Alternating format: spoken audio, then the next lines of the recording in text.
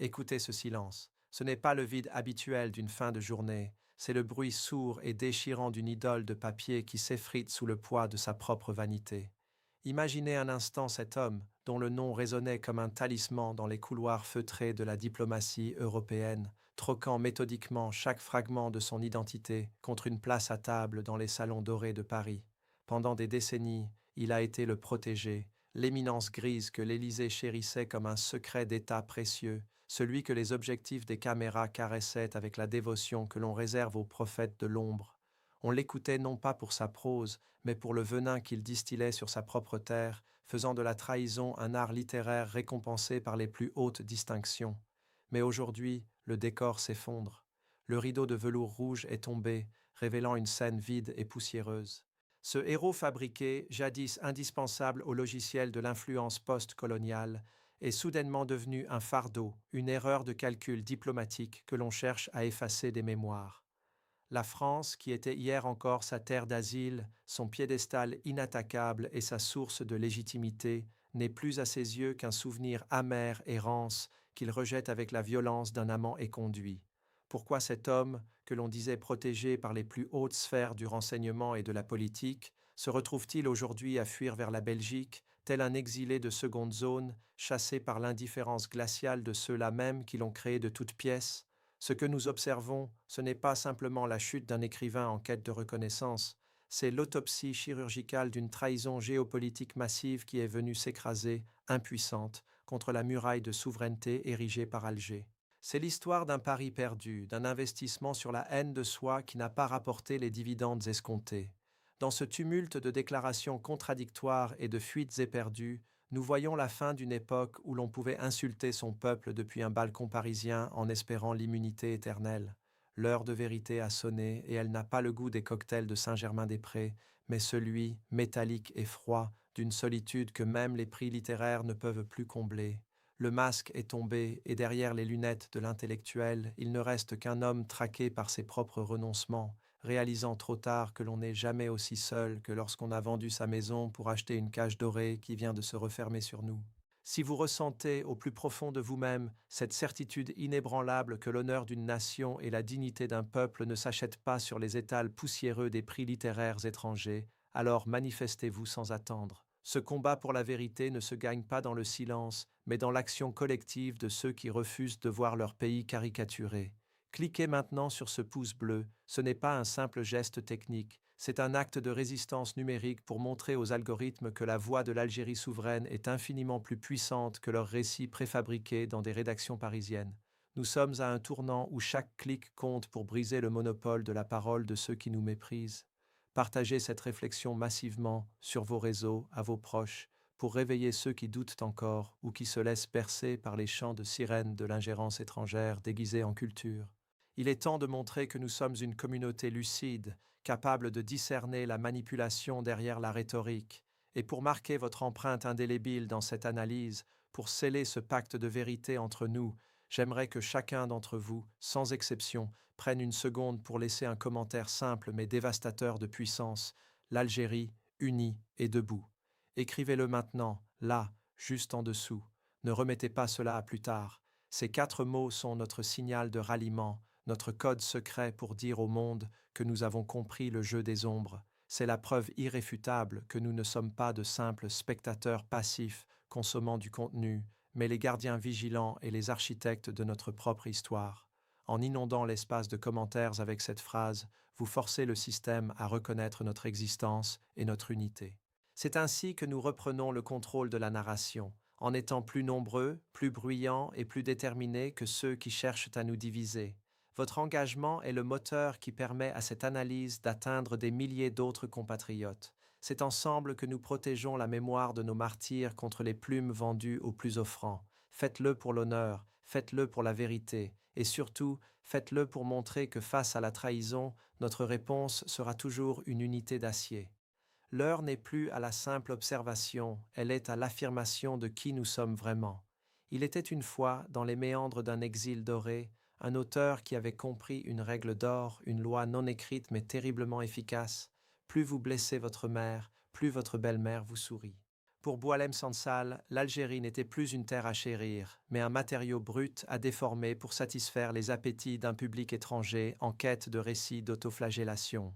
Il a patiemment construit son trône, non pas sur la beauté de la langue ou la profondeur de l'âme, mais sur des phrases acérées qui déchiraient le drapeau algérien avec une précision chirurgicale.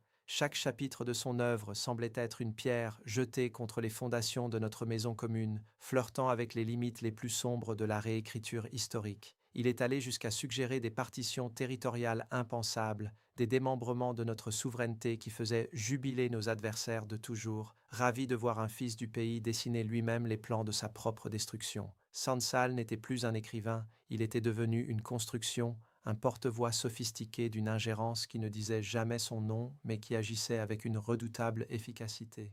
Chaque livre qu'il publiait n'était pas une invitation à la réflexion, mais une munition soigneusement calibrée pour les canons de l'influence étrangère.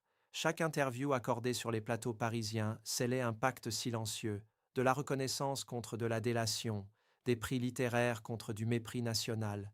Paris voyait en lui l'arme absolue, le miroir déformant parfait. Quoi de plus efficace qu'un Algérien de naissance pour combattre l'Algérie de cœur? Il a été élevé au rang d'icône par ceux qui, au fond, ne s'intéressaient qu'à sa capacité à nuire à ses propres racines. Dans sa tour d'ivoire, il vivait dans une illusion de puissance totale, se sentant intouchable car entouré par des réseaux diplomatiques et des services de renseignement qui se croyaient encore au temps des gouverneurs et des colonies. Il se voyait comme un prophète moderne, alors qu'il n'était que le script écrit par d'autres pour une pièce de théâtre dont il ne maîtrisait pas le dénouement. C'était l'ascension fulgurante d'un fantôme de papier, une créature de laboratoire médiatique nourrie par le ressentiment et l'orgueil, oubliant que dans le monde réel, les racines sont la seule chose qui empêche l'arbre de tomber quand le vent finit par tourner. Mais la géopolitique de 2025 n'est plus celle des années 90 et c'est précisément ici que le logiciel diplomatique parisien a subi un crash systémique. Alger a définitivement cessé de réagir avec l'émotivité des décennies passées pour adopter une posture de froideur stratégique et de souveraineté absolue. Lorsque le Quai d'Orsay et l'Élysée ont tenté de transformer l'arrestation de Boualem Sansal en une crise internationale majeure, espérant déclencher un mécanisme de pression multilatéral, ils ont frappé un mur de granit infranchissable. La tentative de mobilisation de la médiation allemande, les communiqués de l'Union européenne et les gesticulations des organisations internationales se sont évaporés comme une brume matinale devant la fermeté inflexible de la justice algérienne. Paris a découvert, avec une stupeur non dissimulée, que les leviers d'influence d'autrefois étaient désormais grippés, inopérants face à une nation qui refuse de négocier l'application de ses lois sur son propre sol contre des promesses de normalisation ou des menaces de sanctions. Le constat est alors devenu cruel, presque comptable. Pour les décideurs français, la variable Sansal était devenue un actif toxique. Dans le calcul froid du rapport coût-bénéfice diplomatique, protéger cet écrivain coûtait désormais infiniment plus cher en termes de relations bilatérales et d'intérêts énergétiques que de le sacrifier sur l'autel de la réelle politique. C'est à cet instant précis que le héros de la liberté s'est métamorphosé en un fardeau encombrant, une erreur de casting dont il fallait se distancier au plus vite. Le soutien inconditionnel des premières heures s'est mué en un silence glacial, un abandon pur et simple qui ne dit pas son nom mais qui se lit entre les lignes des communiqués laconiques. Les grands médias français, qui l'invitaient hier encore en prime time pour distiller ses analyses au vitriol, ont soudainement commencé à regarder ailleurs, réorientant leurs projecteurs vers de nouveaux pions, des visages plus dociles et moins compromettants. Cette déshérence stratégique révèle une vérité brutale. Pour les puissances d'influence, un allié qui ne peut plus servir de levier devient un déchet politique. Paris n'a pas seulement perdu un pari littéraire, elle a perdu une bataille de souveraineté, illustrant l'incapacité chronique de ces élites à comprendre que l'Algérie de demain s'écrit désormais sans leurs intermédiaires de paille. Posez-vous cette question, là, dans le sanctuaire inviolable de votre propre esprit. Que reste-t-il réellement d'un homme quand il a lui-même mis le feu à tous les ponts qui le reliaient à sa terre? L'exil, voyez-vous, n'est jamais seulement une simple affaire de distance géographique ou de changement de fuseau horaire. C'est avant tout la naissance d'un vide intérieur, une béance de l'âme que ni les honneurs ni les richesses ne parviennent à combler. Lorsque Boualem Sansal, dans un ultime cri de désespoir, déclare que la France est désormais finie à ses yeux, ne vous y trompez pas, il ne s'exprime pas en analyste politique, il ne commente pas une actualité, il hurle la réalité de son propre naufrage personnel. Il réalise, avec une terreur silencieuse, qu'il est devenu un étranger partout. Il n'appartient plus à cette Algérie qu'il a si méthodiquement insultée, cette mère qu'il a tenté de déshonorer pour plaire à d'autres, et il n'appartient plus non plus à cette France qui, après l'avoir utilisé comme un instrument de circonstance, vient de le rejeter comme une pièce défectueuse. Il cherche aujourd'hui la Belgique comme un homme à la mer cherche désespérément un canot de sauvetage au milieu d'un océan de regrets. Mais peut-on vraiment trouver refuge ailleurs quand on transporte avec soi le poids de son propre reniement? Est-ce là le prix ultime de cette célébrité éphémère, acquise au prix fort de la trahison de ses racines? Regardez-le bien, c'est l'image même d'un fantôme qui erre désormais entre deux frontières, un nomade de la honte que plus aucun sol ne veut nourrir. Sans peuple pour l'acclamer sincèrement, sans terre pour l'enraciner, il n'est plus qu'une ombre médiatique qui s'efface. La solitude du renégat est la plus froide qui soit, car elle n'est pas choisie par noblesse, mais imposée par l'échec. C'est un rappel brutal à chacun de nous. On ne bâtit rien de pérenne sur le mépris de ses origines. En fin de compte, la véritable prison n'est pas celle dont on sort par la grâce d'une diplomatie, mais celle que l'on construit mot après mot, trahison après trahison, jusqu'à devenir un étranger à soi-même. Est-il possible de dormir en paix quand le seul héritage que l'on laisse est le souvenir d'avoir servi ceux qui voulaient voir notre propre maison brûler?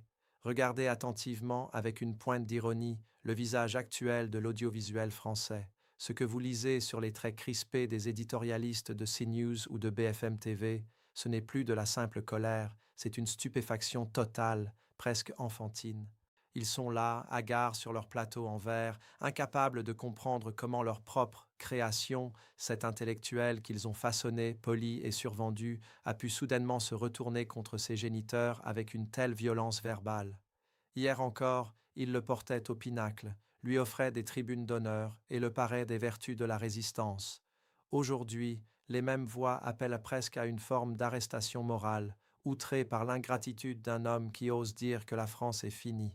C'est le spectacle fascinant de l'arroseur arrosé, le court-circuit d'une machine à influencer qui vient de s'exploser à la figure de ceux qui croyaient la manipuler sans risque. Le choc est tel qu'ils en perdent leur latin diplomatique, balbutiant des excuses ou des condamnations qui ne font que souligner leur impuissance face à la réalité. Pendant ce temps, de ce côté-ci de la Méditerranée, à Alger, Oran ou Constantine, on observe ce cirque médiatique avec la sérénité olympienne de celui qui connaît la vérité depuis le premier jour. Il n'y a ici aucune surprise, car nous savions que ce château de cartes ne tenait que par le vent de l'opportunisme. La joie qui traverse les réseaux sociaux algériens n'est pas une joie malveillante ou mesquine, elle est profondément libératrice. C'est la joie cathartique de voir enfin le masque tomber en direct devant le monde entier. C'est la confirmation éclatante que les projets idéologiques construits sur le mépris d'une nation, sur la négation de son histoire et sur l'insulte permanente à son peuple sont condamnés par nature à s'effondrer sous le poids colossal de leur propre hypocrisie. Nous voyons s'écrouler une certaine idée de la manipulation culturelle où l'on pensait pouvoir fabriquer des héros nationaux en laboratoire pour les exporter ensuite contre leur propre patrie. Cette débâcle française est notre victoire symbolique. Elle prouve que la vérité finit toujours par rattraper ceux qui vendent leur âme pour un quart d'heure de gloire sur les boulevards de l'ancien colonisateur. Le contraste est total. Là-bas, la panique et le sentiment de trahison. Ici, le calme de ceux qui ont toujours su que le vrai visage finit toujours par apparaître quand les lumières des projecteurs commencent à faiblir. Demain, le cycle frénétique de l'actualité aura tourné sa page et les journaux passeront à un autre sujet, à un autre scandale, à une autre polémique éphémère. Boualem Sansal s'installera peut-être dans le silence d'un appartement anonyme à Bruxelles, loin du tumulte des plateaux parisiens qui l'ont jadis porté au nu.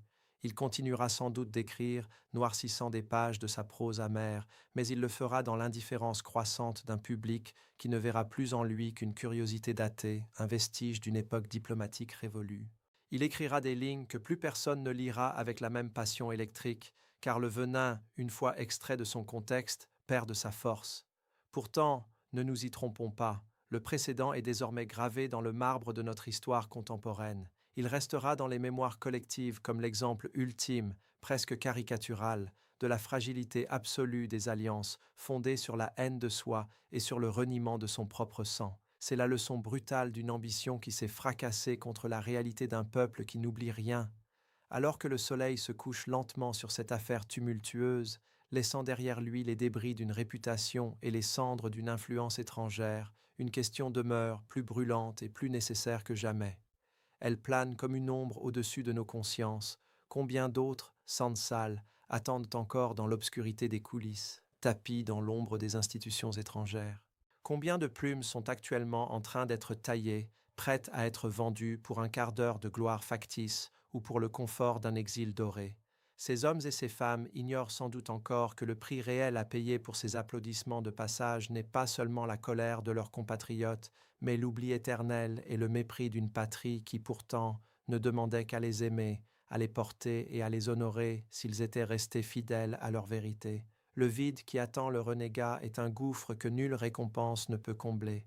En refermant cette analyse, gardez les yeux ouverts, car l'histoire de la souveraineté algérienne est un livre qui s'écrit chaque jour, et chaque jour, il nous appartient de veiller à ce que les prochaines pages soient rédigées avec l'encre de la loyauté et non avec celle de la trahison. Le silence qui retombe sur Sansal n'est pas une fin, c'est un avertissement solennel pour l'avenir.